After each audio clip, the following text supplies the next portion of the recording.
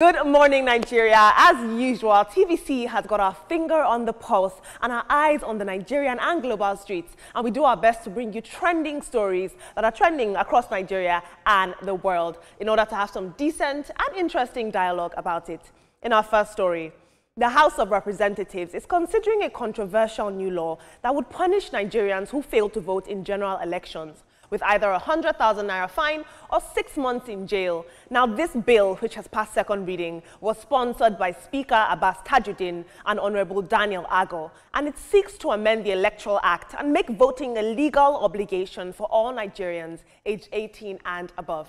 Now, according to the bill, any eligible citizen who refuses to vote in national or state elections without a valid reason will be guilty of an offense. Now, the lawmakers are arguing that the proposal is aimed at tackling widespread voter apathy, which they describe as a serious threat to Nigeria's democracy. The bill authors point out that despite having millions of registered voters, actual voter turnout remains alarmingly low, a trend that they believe requires their urgent legislative intervention. If this law is passed, it would mark a dramatic shift in Nigeria's approach to civic responsibility. Some people might argue that in a true democracy, the right to vote should also include the right not to vote. I think that instead of punishing Nigerians for this voter apathy, we should look at why they don't want to engage in voting. I'm talking to you, INEC. It's almost like punishing passengers for abandoning a sinking ship, if you ask me. Let's take a look at social media.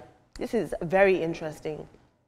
At Tough for Life says, they want to force you to vote, but when you cave in and decide to go out to vote, they'll use thugs to dictate for you who to vote for. The fight between 12,000 politicians versus 200 million Nigerians rages on, and we all know who's winning. I'll see you at the polls. I don't want to get fined.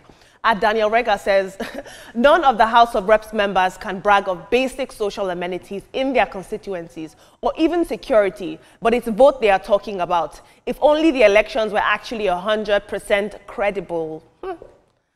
Moving on now. It is no secret that dealing with airport staff in Nigeria, especially at Murtala Mohammed International Airport, Lagos, can test even the calmest travelers' patience. Stories of rude treatment, unnecessary delays, and subtle extortion are far too common. But should it ever escalate into physical confrontation? Well, a video is currently trending online showing a young man fighting with airport staff in Lagos. Take a look at his crash out, as Gen Zs would say.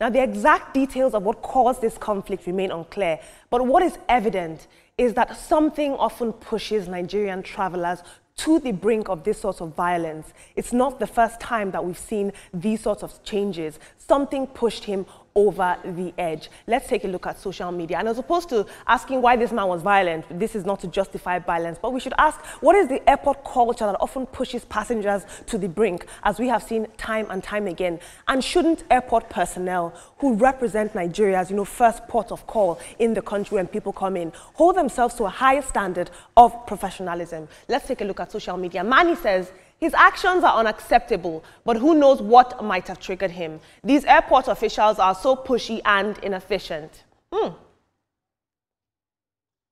Asindemcha says, all the way from abroad, then you land in Nigeria and they begin to whine and frustrate you, make you go out of character, and then you're blamed in the end. My own madness will pass like this.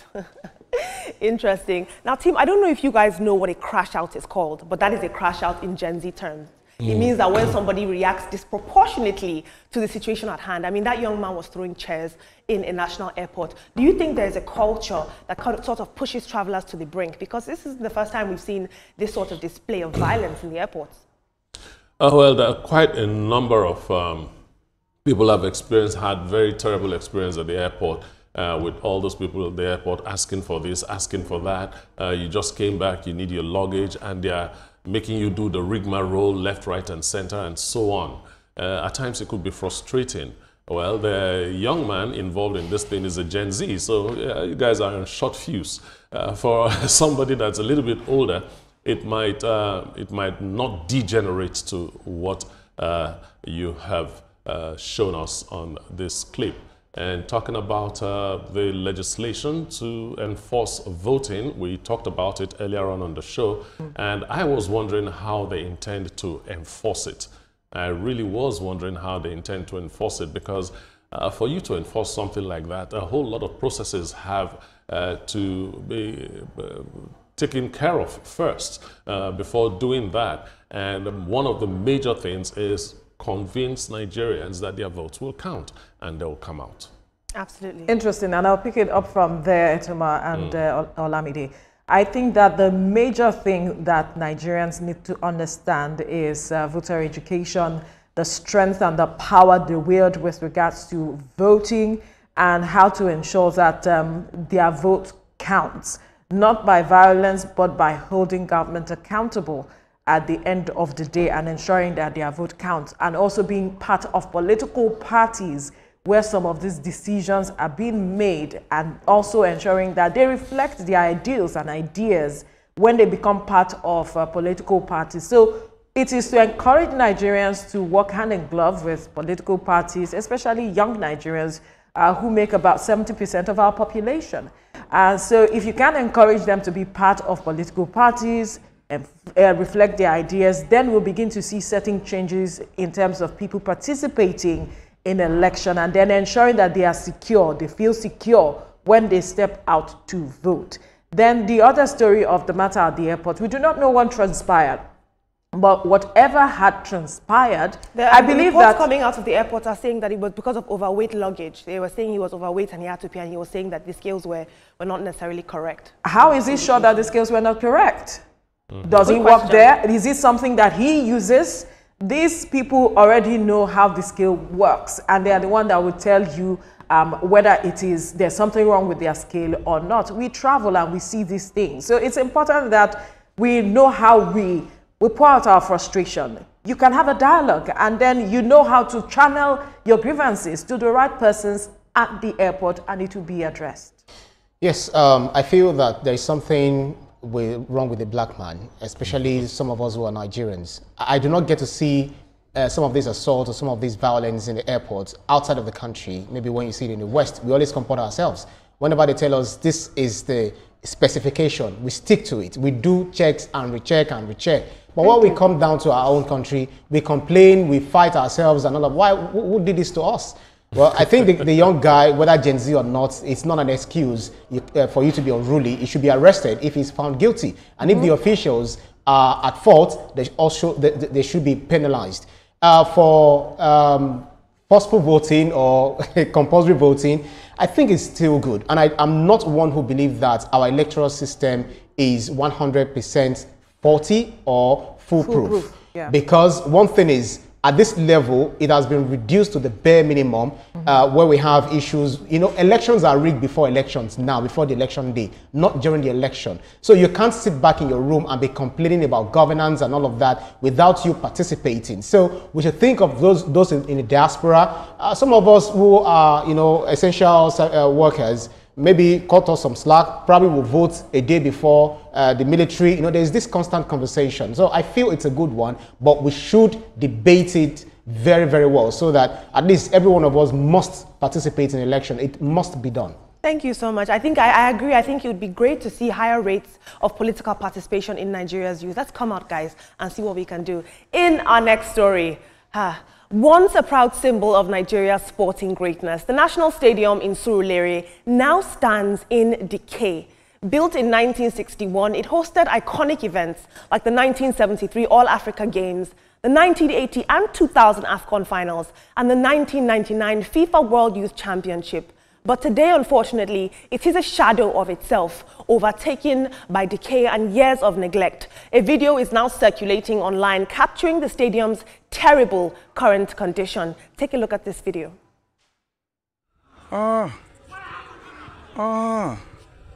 This is almost unbelievable.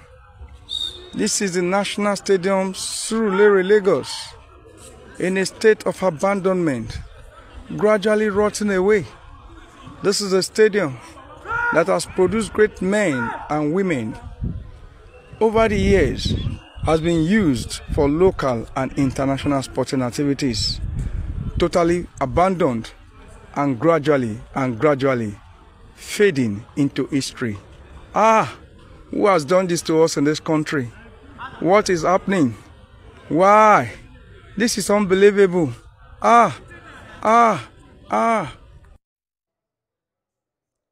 This video was very concerning, but also very nostalgic. I think the main question here remains, what does the state of the National Stadium in Surulere say about our commitment to preserving our public infrastructure? I've said it time and time again. Unfortunately, we lack a maintenance culture in Nigeria. We've seen many times, we've celebrated sporting greatness, young Nigerians who took global stardom from their athletic prowess. And so we've seen that sports is a tangible global export. Why is the stadium not equipped and maintained for these young people to engage in sports? Let's take a look at social media. Sir Sean says, remembering the National Stadium used to be an iconic landmark, a place where everyone looked forward to visit, including the expatriates now in its past glory. Buildings like this, them no suppose they remind governor make them renovate them. This potential tourist attraction can fetch them significant revenue, but no, they choose to spend money on irrelevant positions. I'm shaking my head. We'll take another tweet. Adeleke says, government should sell the stadium to private individuals.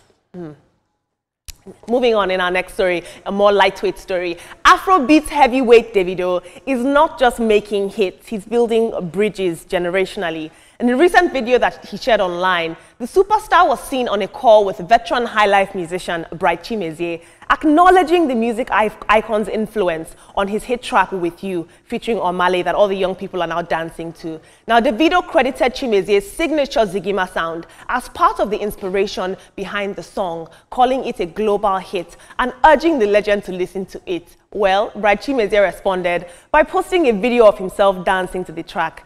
Take a look at this.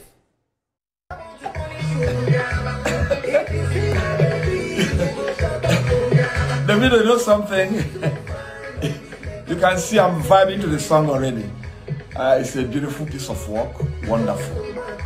I appreciate the fact that you said you picked the inspiration of this song from Because of English, a song I recorded many years ago. I appreciate you for that. And Kubana Chief Priest, I'm on my car, Olija. I'm on my car. We don't ready. I do appreciate everything.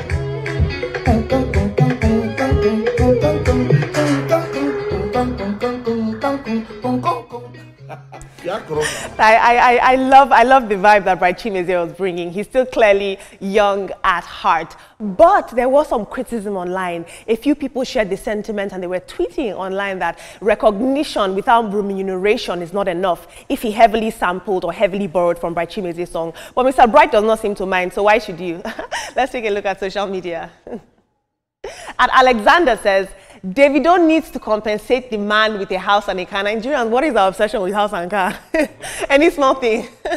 Shandu Jangbadi says, wow, Bright Chimeze, so sad for the musicians we lost. Majek Fajek, Ras Kimono, Christy Esianigbokwe, Onyeka Onwenu, Sonny Okosun, I hope Oritz Wiliki, The Mandators, Alex O, Edmond Spice, Vino that sang Nigeria Go Survive, Evie Edna Ogoli, and others are doing well. Life is short. I mean, when music was music, I'm sure it's somewhere smiling right now on my set.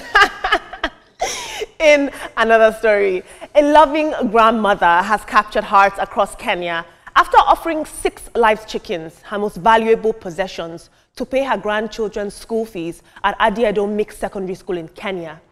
Apparently, her granddaughter had been sent home over unpaid fees, amounting to about 245,000 Kenyan shillings, prompting this elderly woman to return with the child and 6 of her chickens from her farm in tow, including her prized laying hens that were apparently her only source of income. This emotional gesture moved many, including a man called Nathaniel Odongo, a well-wisher who has now stepped in to clear the full balance. This is very interesting. Before I hand over to my team, I'd like you guys to please chime in with the hashtag #TrendingNowTVC. I'm still hopeful that you will on any social media platform of your choice. I promise that we're listening. And who knows, I might even take some of your tweets.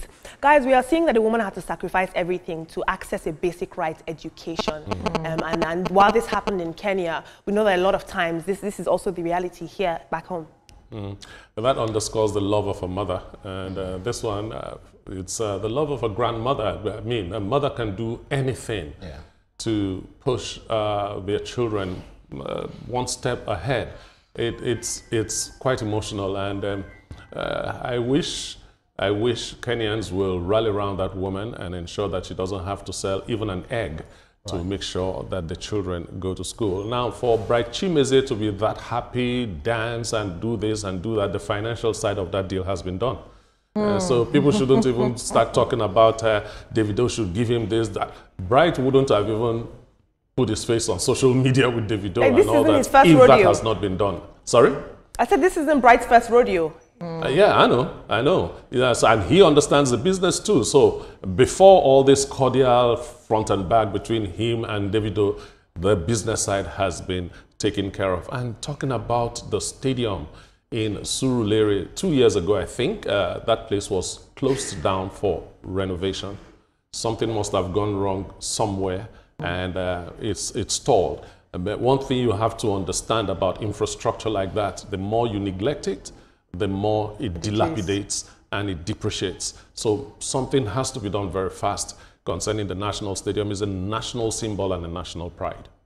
Unfortunately, it seems we are not seeing the National Stadium as our national pride and our national symbol. I recall one of our senior reporters, Solomon Ajuziogu, did an extensive report on the state of that National Stadium. Nothing was done. And we also had sports ministers come visit and speak about how they want to ensure that they renovate that place. Nothing still was done as much. Yes, they shut it down, but where are we at the end of the day? We need to begin to take things like this, spaces like this, as a symbol of our perhaps past for a lot of persons to understand. And then we also know that some persons go there to train as well. So it's important that we do the needful for the National Stadium. And for Bright Chimeze, I was so happy when I saw that video yesterday. It was nice seeing both generations connect. Whether monies were settled, business was settled, I don't think is important in my perspective. The major thing is that Davido recognized him and he gave him that accord at the end of the day. For that grandmother, I hope that schools can begin to look at alternatives to paying school fees. In Nigeria, we see there are schools where you pay with crown cork, or I think the bottles. Yeah, so yes, recycled bottles and all of it as payment for school fees, just to encourage people to come to school. So we can start looking at alternatives for paying school fees. Perhaps they can have that chicken, and the principal could say, you know what, come. Right. I want to talk about the issue of facilities management, which was something that we discussed yesterday on this table. We never knew that this was coming up, although I saw the video over the week, and it's so sad where we have our monuments, you know, where we have all of those things rotting away. Remember, there is FESTAC, you know, Festival on Art and Culture, and Culture. You know, in 1977, Nigeria hosts the rights to, you know, got the right to host it in 1977 under Yakubu Gowon, which was further, you know, enhanced by General Olusegun Obasanjo, and it hosted like 17,000, you know, persons there. We see what is happening to, you know, that it's supposed to be monuments. You know, look at this stadium. It's so sad. Now it's good that, well, it's on Lagos State soil. We have, at the end of affairs, the president of Nigeria, Bola Ahmed Tinubu. I know that when this gets attention, you know, something definitely will be done. That's what we are talking about it. You know, because over the years, maybe we need to probe how much have they budgeted, you know, for the renovation, for the maintenance of this, you know, stadium. You know, year in, year out, there's always a budget. So they should be questioned. People should be called to account, you know, on this. We can't have this. It's disheartening, and it's not really, you know, speaking good or well of us, you know, outside of the country, to the outside world. Well, that's my take for that, because it's so pathetic when we have national monuments not being taken care of. How much more the people that are supposed to use it? Thank you so much, Ibrahim. I've got one final story for you guys. It's actually quite scandalous.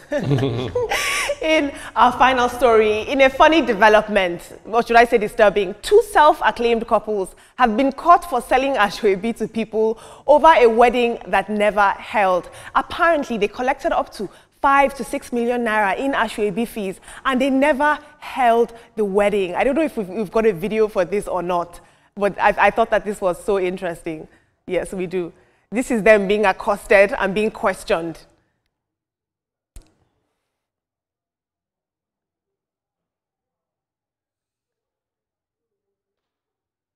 Guys, I think these are the issues that the government should be focusing on. These couples who charge exorbitant ashwebi fees, and finally they've held them by their hand and said, you must cough out that money. They have to cough out that money. Look, you must. I had such a good laugh that I had tears coming out of my eyes. Ashwebi with no wedding. Bonnie and Clyde. Ashwebi scam, man. And you know the funniest thing, they had to blame it on the prevailing economic situation. I think these people are just thieves. When you are greedy, you are greedy. When you are a thief, you are a thief. They should be treated as criminals. Absolutely, I agree. They should be treated as because it's criminals. pretense now. It's false pretense. Why do you do this to your average Nigerian who is also suffering? You are stealing from them. It's bad. It's sad. Veronica and Olamide, what do you guys have in mind whenever you pay so large for ashwebi? These days, is it because of the semo or because of what? Just tell me the color. I'll find honestly, I cut my coat according to my size. If ashwebi is so much, I'm going to ask, can I wear the color of the day instead? Because it's getting out of hand. You will not eat semo. They've taken advantage of people's emotions. That's the beginning of the death of the ashwebi culture. Because Amen. Amen. It's so sad, but this weekend, if you have an event, be sure that you don't go to that location and find out that there is no wedding, and you only paid for ashwebi.